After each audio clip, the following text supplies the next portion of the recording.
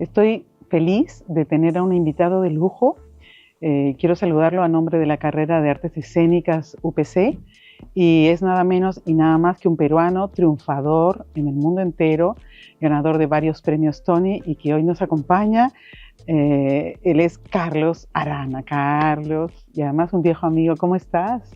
Viejo amigo, Elena. Bueno, ¿Cómo pero no por estás? eso. Nosotros somos jóvenes, pero somos de larga data de amistad. ¿En qué año hicimos? Bueno, yo participé, fui invitada al Chico de Oz. ¿En qué año fue? El Chico Dios fue en el año 2013, ¡Wow! pero trabajamos antes en Chicago. Yo era asesor de Preludio y eso fue en el 2012, o sea, un año antes. O sea, un año antes. Bueno, pues esta es una de las maravillas de la vida, ¿no? Reencontrarse con las personas que uno quiere y que uno admira.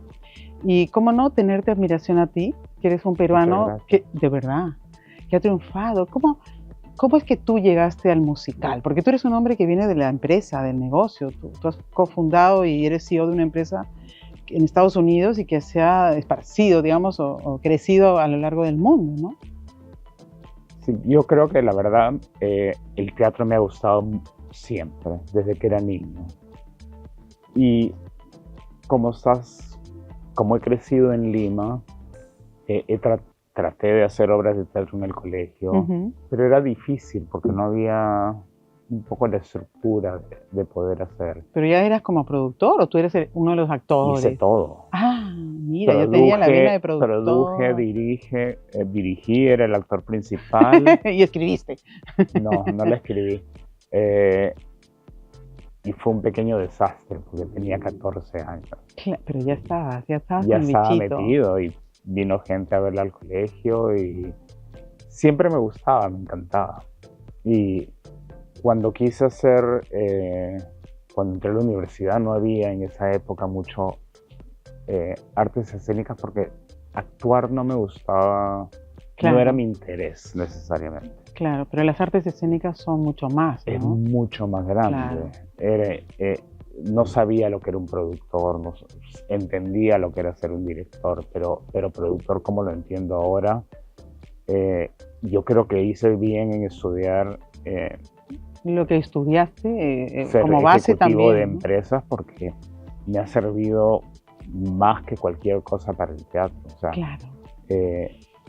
Tengo la facilidad de que si tú miras a los productores hay gente que los califica como productores que solo quieren hacer la parte financiera. Y que son un poco desalmados y como quiero llenar el teatro con 2.000 personas a este precio. Sí. Entonces ahí viene una pregunta que yo te quería hacer. ¿Un productor es solo productor o un productor, es bueno que un productor sea un poco artista también, que tenga esta sensibilidad? Me parece que, o sea, siguiendo lo que estaba diciendo antes, lo que se llama un productor creativo. Ajá. Eso es lo que yo me consideraría. Uh-huh. Te facilita mucho el poder tener en tu cabeza y saber qué es lo que quieres y qué es lo que no quieres. El trabajo de productor hay que hacerlo y es un trabajo muy difícil. Yo siempre digo, comienzas en una hoja en blanco y tienes que hablar con la primera persona, el director o un coproductor o un actor principal y decirle, eso es lo que quiere hacer, ¿te interesa? Uh-huh. Y convencer a esa persona y entusiasmarlo y después esa persona se vuelve como una cadena, como lo hicimos con el Chico de Oz. Te dije, sí. Elena, ¿te gustaría ser Judy Garland? Oh. Es uno de los papeles que más amo, ¿eh? Y que más me ha enseñado. Esa producción fue para mí un antes y un después en muchos sentidos, te lo digo. Fue muy bonito. Bueno, hay que agradecerle a Mateo y a Tyler. Sí. Mateo Querela, que hizo una dirección brillante. Verdaderamente. Tyler Haynes, que fue el coreógrafo de Broadway. Que Preludio trajo también. Que Preludio trajo, contigo, era ¿no? mi coproductor. Preludio y yo éramos coproductores en esta obra y decidimos que para esta obra necesitábamos un coreógrafo de fuera, que aparte había él actuado en el Chico. Uh-huh. Y la iluminadora que nos creó un mundo de luces. De ensueño. De sueño. Sí. Yo cada vez que veo el video de cuando te Cuando Judy despides, Garland, sí. cuando te despides, Cuando bajo las escaleras, porque ya... no, y te vas, claro, las Claro. bajas o las subes. Las subes Ay, y te Dios. vas caminando por atrás y todo Sí, se es ilumina como verdad. estrella. Oye, mira cómo son las No, en cosas. Chicago bajas las Es que, escaleras. es que el tema de las escaleras para las actrices es todo un issue. Y tú me estás hablando de, como productor, desear hacer algo y convocar Exacto. al director primero, a los actores, etcétera, o a coproductores. Pero aquí creo que funcionamos un poco al revés. Como que el director tiene una idea, junta todo y busca un productor. Sí, Que no también. es un productor creativo tal vez, o es un productor que le soluciona las cosas materiales. Hay mucha diferencia, porque tú, cuando hablamos con Carlos, estamos hablando con alguien de las grandes ligas, ¿no? Estás en Broadway, en Londres, y creo que también has estado en Australia, en Australia. Vez, y ahora voy a estar en España Claro. el próximo año. Entonces, y en Lima, claro. Ahora, hay mucha diferencia de producir en estos países o de cómo se produce. Por ejemplo, en este flujo del que tú me hablabas, que aquí pareciera que muchas veces es al revés, ¿no? Sí y no. Todos los productores y todos los que participamos en esta industria, en este arte, tenemos el privilegio de poder contar historias. Sí, pues. Y el contar una historia a un público que viene a verte, que tuviste la idea, quiero contar esta historia, para mí me parece un privilegio. Y eso es lo mismo en Nueva York, en Londres, en Lima, en ese sentido. Sí. En ese sentido. En el sentido de que un productor o un director, para mí es muy fácil el concepto, yo hace mucho tiempo lo solucioné en mi cabeza, porque hay directores, no solamente en el Perú, en Estados Unidos también, que dicen, se hace lo que yo digo. Pero se hace lo que yo digo, no es colaboración. El teatro es colaboración. Y el teatro es colaboración 100%. 100%. Y yo tengo un ejemplo muy simple. Si yo me compro una casa, soy el productor. O me quiero construir una casa, soy el productor, quiero construir una casa. Necesito al arquitecto. Que sería el director. Que es el director. Pero si el director me pone una ventana que no me gusta, le tengo que decir, esta ventana no va. No es. Y si el arquitecto me dice, bueno, pero esta es mi inspiración y mi diseño, pero voy a vivir acá. Yo voy a vivir acá, yo tengo que tener a mis invitados. No es lo que... Entonces, esa cosa de que yo director o yo productor me parece tan contraproductivo que y hay que aprender a trabajar los dos juntos. Claro, sin competencia y sin competencia y de la manera de hablar. Por ejemplo, si tú eres la directora y yo soy el productor y has hecho algo que me parece a mí que no es la idea original. Te voy a decir, Elena, ¿qué te parece si lo pensamos así de esta manera? Te lo pongo en ejemplo real. Yo he trabajado mucho en el Perú con Mateo Chiarella. Hicimos El Chico de Oz, El Discurso del Rey, Cielo Abierto. Y Mateo y yo nos reunimos un año antes de que comiencen los ensayos. Y revisamos el texto de arriba abajo, nos los leemos el uno al otro y hablamos cómo va a ser la obra. ¿Quién va a actuar? ¿Cómo va a ser la publicidad de la obra, el marketing? Entonces, como él es mi coproductor también, claro, Arangua. En Arangua, sí. Cuando llegamos a los ensayos... Está todo claro. Está todo clarísimo. Entonces, lo que se resuelve es problemas de que pasen en el día o cosas. Y como le digo a Mateo siempre me dice, hacer teatro no es sufrir, hacer teatro hay que divertirse. Hay que escuchar eso. Sí. O sea, yo no hago teatro para sufrir. No, esto no es una tragedia. Y como se lo digo, se lo he dicho a Mateo y a muchas personas, el drama, por favor, en el escenario. Y la vida más tranquila. Fuera del escenario, todos somos amigos. Y hagamos, si tenemos esa habilidad, ese privilegio de poder hacerlo, por favor. Hay cosas que no, yo le digo tonterías, ¿no? Si no está planeado. Qué importante es esto que tú dices, por ejemplo, de cara a nuestros estudiantes de artes escénicas aquí en UTC, para tener esta visión de cómo hay que plantearse los proyectos, ¿no? Con este tiempo, con este cuidado, con este respeto y, como tú decías, el privilegio de que nosotros vamos a contar una historia, vamos a decir algo, vamos a reflexionar junto con el público sobre algunos temas que son importantes, o por último vamos a disfrutar también contando una historia, porque las cosas importantes se pueden decir también con humor, ¿no? Con humor, sí, o puede ser que quieres, no sé, contar una historia en canciones. Eso es el musical. Que es un teatro musical. El teatro musical, la diferencia con el teatro de texto, digamos, es que incorpora más elementos a la historia. Es como que vuelve al origen, ¿no? Y del teatro. En 1943 en Estados Unidos siempre ha habido la opereta, la zarzuela, pero lo que conocemos ahora como teatro musical, como ir a ver un musical, comenzó en el año 43 con Rodgers and Hammerstein, con Oklahoma, sí, que fue lo que hicieron.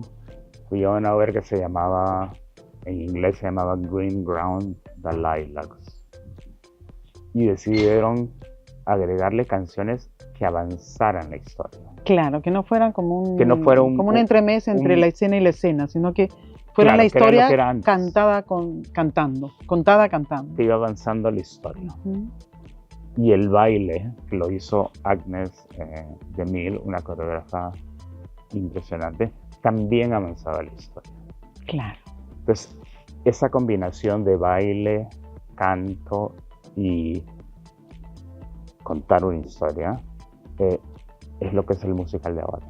Si tomamos estos elementos que tú estás diciendo, ¿no? La actuación que cuenta la historia, las canciones que siguen contando la historia y el baile que cuenta también la historia, que todo hace avanzar la historia, en ese sentido el musical puede ser de cualquier parte. También puede ser un musical peruano, aunque haya nacido en otro lado. Por supuesto. Claro, porque es tomar esos elementos y desarrollar temáticas propias. Por supuesto, puede ser un musical de cualquier parte. O sea, si seguimos ese concepto, ¿no? Porque se pueden seguir otros conceptos, una ópera es distinto y eso, pero una obra musical es eso, te estamos contando una historia a través de texto, música y baile. ¿Y qué les dirías tú a esas personas que dicen, no, que el teatro de texto, el teatro serio y el musical es como una cosa de segundo nivel o una cosa menor?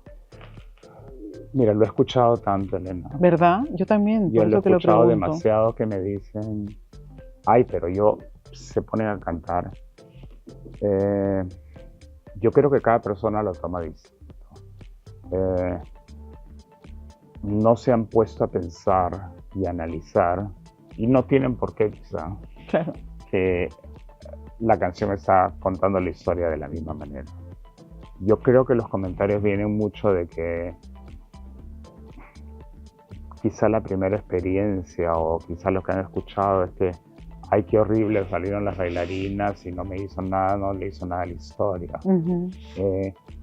Pero hay musicales que son tan, es más, los más exitosos no se habla, se canta todo el musical. Los Miserables es todo cantado. Imagínate.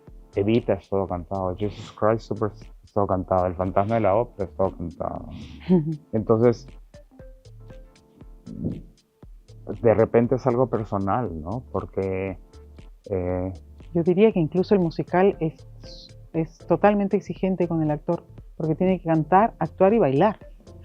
Es muy exigente. En las formaciones es exigentísimo. La formación es fuertísima, y aun cuando tengas la formación de los tres, yo le agregaría en algunas obras un elemento más, que es el ser una estrella. Por ejemplo, cuando hicimos El Chico de Oz, no nos dieron los derechos. Por 9 años los perseguí, porque la habían hecho para Hugh Jackman. Y cuando les pude demostrar que Marcos Zunino podía hacerlo, tenía alma, porque técnicamente lo podría haber hecho mucha gente. O sea, hay mucha gente que sabe cantar, bailar y actuar. Pero ni en Broadway dejaron que lo hiciera alguien más. Alguien lo hiciera más. Si Hugh Jackman se iba de vacaciones, se cerraba la obra, porque nunca pasa en Broadway, siempre ponen al sustituto, al understudy. Pero en esa obra, no. Cuando los 3 días que tiene el libro, los 4 días que... Porque necesitabas un extra elemento, eso de poder... ¿Te acuerdas cuando Marco se sentaba en el escenario a hablar con la gente? O sea, eso es más que... Sí. Es un elementito más, pero de verdad pero te lo permitieron y fue el estreno latinoamericano, ¿no? En el mundo de habla hispana, digamos. O ya se había hecho en España. Nunca. Nada. Solo le habían dado los derechos antes a Japón. Y hablando de la formación, hablábamos hace unos días, creo, ¿no? Sobre que en Estados Unidos, por ejemplo, parte de la formación en el colegio son estos talleres de musical, es parte de su tradición en el colegio, en la universidad, etcétera. No sucede así en nuestro país todavía, porque hay que trabajar para que el teatro, la música, la danza sean parte de la formación de los chicos. Pero, ¿qué consejo les darías tú a nuestros estudiantes de la mención de teatro musical? Tú sabes que nosotros somos la primera universidad con una mención de teatro musical y queremos que eso siga creciendo. ¿Qué consejo les darías a estos chicos y chicas que aman el musical, se saben todas las canciones en inglés, en castellano y se están formando, pero claro, no vienen de colegios o de universidades donde esto se haya hecho, ¿no? ¿Qué consejo les daría? Bueno, del pasado no les puedo dar ningún consejo porque ya pasó. Pero que se concentren. Esto es un trabajo que nunca va a dejar de ser un trabajo fuerte. Porque si dejas de practicar canto, no es que vas a subir un día al escenario y cantar. No existe. Claro. Siempre hay que estar en forma, digamos. Consistencia, hay que estar en forma. Consistencia. Y ser consistente. O sea, yo, por ejemplo, ahora cambiando a ser productor, dejo de hablar con mis coproductores de Broadway y todo, y hacen sus obras. El camino sigue. Y el camino sigue, el mundo sigue dando vueltas. Y uno tiene que estar ahí, porque siempre, en cualquier cosa va a haber alguien o más bonito que tú, o más joven que tú, o más... trabajador o talentoso. Bueno, si es que se puede hablar de... Sí, hay esta discusión sobre el talento, ¿no?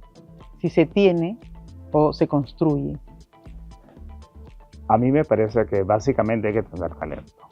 Yo te digo, por ejemplo, yo de cantante no la haría. Así de solista, por lo menos. Ajá. Quizá de solista no, pero sí puedes estar en un coro. Podría ser. Pero no podría ser lo que hacen los cantantes en Broadway. O sea, no. Claro. No sé si me encierran en un cuarto por 3 años y lo único que tengo que hacer es cantar. Espero que eso no suceda. Pero... y mucho trabajo, talento y mucho trabajo, y como tú dices, consistencia, trabajo, ¿no? Sí, y quizá llegue un momento en que dices esta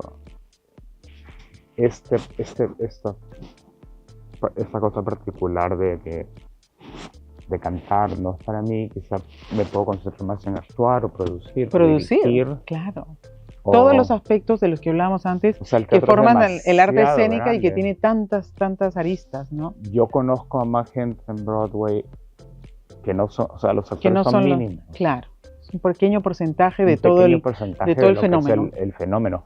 Obviamente, cuando llega el momento de la verdad y se levanta el telón, son los rostros y las voces. Son los rostros del actor y cómo se maneja y es lo que hace. Sí. Pero y lo que decías tú, ¿no? Esta estrella, este brillo especial, ¿no? Pero para llegar a ese punto, mucho trabajo. No solamente el trabajo de los actores, tiene que haber el director que se le ha imaginado, el productor, el especialista en marketing, el que diseña, o sea, tantos aspectos para que algo funcione, porque el secreto del éxito realmente nadie lo tiene. Toda la combinación no, pero hay una que sí sabemos, un ingrediente es trabajo y constancia, ¿no? Y prepararte. Prepararte. Sí, ¿Crees? la fórmula no No existe. existe. ¿Crees que hay alguna característica del actor peruano que sea especial, que nos diferencie? A ver, si pienso en el Perú, me parece que el actor peruano algunos tienen ¿cómo te lo digo en español? Un charm, como algo especial de simpatía, Carisma. que a veces carisma, que a veces es muy duro, por ejemplo, un actor inglés. Es Claro. muy diferente. Son más shakespearianos, son más serios. El actor peruano a veces tiene su... Muy dúctil, ¿no? Sí, muy serio. O sea, que está bien para su momento, para su lugar y para todo. Pero cuando yo voy al teatro en el Perú, no sé si porque soy peruano, me entiendo con los buenos actores, ¿no? Claro. Los veo, me siento más cercano. ¿Será también tu idioma natal? Porque tú llevas mucho tiempo en Estados Unidos y hablas un inglés, bueno, ¿qué te voy a decir? Pero igual es el idioma de esa primera obra de teatro a la que fuiste con tu abuelita, era Sí. el español. Los ojos llenos de amor. Qué hermoso nombre para recordarla a ella también, ¿no? Sí, y me convenció para ir porque eran actores de televisión los que estaban. Esa es otra de las cosas. Los actores del musical en el Perú, en la noche están en el teatro o ensayando, en el día están dictando clases o estamos dictando clases o trabajando en la televisión. Entonces, eso no es así en Broadway, ¿no? Hay como una resiliencia, es como un aguante y un amor por el teatro que nos hace ir, aunque hayamos estado todo el día trabajando en otras cosas para poder subsistir, ¿no? Sí, yo la primera vez que vi, cuando estuve expuesto la primera vez que fue Chicago, con ustedes, el trabajo de los actores me quedé impresionado por todo lo que le daban al ensayo, después cuando era la función, y sabiendo todo lo que todos hacían durante el día. Eso es bien fuerte. En Broadway, por contrato, no puedes hacer otra un cosa. actor que está... Pero es muy difícil que un actor esté en Broadway.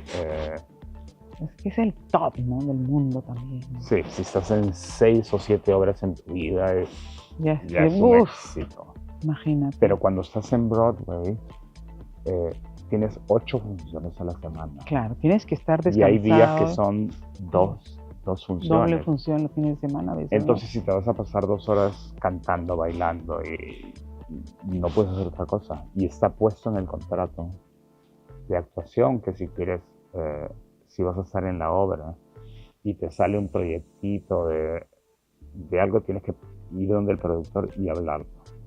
Claro. Y ver cómo si se puede o no se puede. no se puede. Claro, a diferencia de nosotros acá, que vamos haciendo como exacto, de todo un poco. Acá es increíble. Yo hasta ahora me quedo con la boca cerrada porque me parece algo impresionante. Es el amor al escenario, al contar una historia, como tú decías, ¿no? El año pasado, por ejemplo, produje con Aranwa Espíritu Travieso. Teníamos funciones de jueves a lunes. Y los jueves, viernes y lunes teníamos el grupo del chat con todos los actores y producción. Era increíble como a las 7 de la noche, a veces yo estaba en Nueva York. Los pobres actores, estoy en el taxi hace 1 hora, estoy tratando de llegar. Sí, el tema del tránsito. Pero es increíble, sí. O sea que como después te abstraes de eso, desconectas y eres el personaje. Eres el personaje. Totalmente, ¿no? Eso es parte de nuestra... Yo creo que eso solo puede venir del amor a lo que haces. Y creo que es una de las grandes enseñanzas que también le podemos dar a nuestros alumnos, ¿no? O amas esto hasta la médula de tu ser, o va a ser muy complicado. Porque ya es complicado de por sí. Es complicado de por sí, por 1.000.000 de razones. Y si no amas de verdad, mejor busca algo que ames de verdad. Otra cosa o Que sea manténlo más como, fácil, ¿ah? como un hobby. Como un hobby. Por último, para terminar nuestra entrevista, qué corto se me queda el tiempo contigo, un deseo para el musical en el Perú, para nuestros alumnos de la mención de teatro musical en UPC. ¿Cuál sería tu deseo así bonito? Mi deseo sería poder hacer un musical donde no hubieran tantas restricciones como las que existen ahora. Por ejemplo, me encantaría hacer Miss Saigon, que es un musical, fue el segundo musical que escribieron los compositores de los mismos de Los Miserables. Pero esa obra, en mi opinión, no se puede hacer con el sistema que tenemos acá en Lima, de que ensayo uno de 6 a 7 y el otro viene de 8 a 10. De tener los medios suficientes. Es tener los medios suficientes de decir, vamos a un musical en Broadway se ensaya en 4 semanas, nada más. Pero no haces otra grande, cosa. pero no hacemos otra cosa, es por contrato. Llegaremos a eso, llegaremos. A 6. Y después pasas al teatro, que es el otro problema, que al teatro no te lo dan por temporadas, que digamos que lleguen a solventar los gastos fijos y te den después una ganancia. Y eso tenemos mucho por hacer, ¿no? Nos pasó en El Chico de Oz. Hubiéramos podido seguir meses. Meses, que es lo que sucede en las grandes capitales. Me pasó con El Discurso del Rey. 14 semanas llenos todos los asientos. Y cuando yo contaba eso en Broadway me decía, ¿Pero por qué? Porque entonces nos están faltando espacios. Así que podríamos también decir eso. Bueno, espacios y otras cosas. Espacios o creer que lo que podemos hacer, porque también es una cosa que si el productor dice, yo quiero tu teatro 20 semanas y a los actores 20 semanas y te garantizo que te voy a pagar eso. Claro. Pero el productor también ve la realidad y analiza y dice, bueno, ¿cómo hago eso, no? ¿Cómo hago eso? Bueno, mientras tanto, con estas limitaciones que todavía tenemos, seguiremos, porque lo que hay es el amor al musical, al teatro musical. Y te agradezco mucho esta entrevista, Carlos. Gracias, Elena. Qué lindo estar juntos y sobre todo poder dar tu experiencia tan profunda, tan real sobre lo que es el teatro musical en el mundo y saber que hay un peruano universal que ya está en el mundo entero produciendo y que todos estos alumnos pueden tener también esa ilusión de hacer grandes cosas con el teatro musical. Muchas gracias.